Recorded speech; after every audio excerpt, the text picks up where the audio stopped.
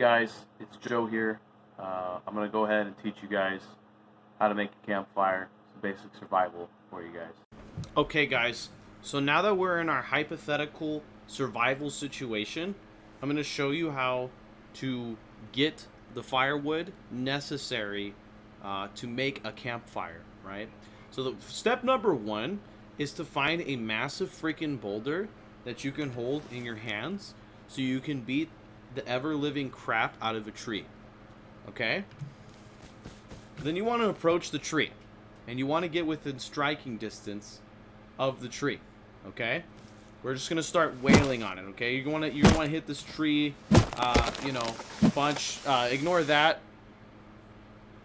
That wasn't meant to happen. So we're assembling our campfire right now, as you can see. I hear another person. There's a naked man with a spear rapidly approaching me.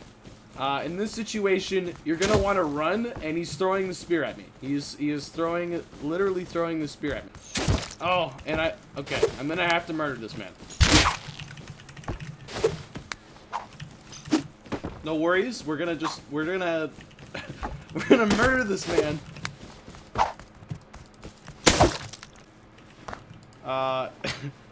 This is not scripted, by the way.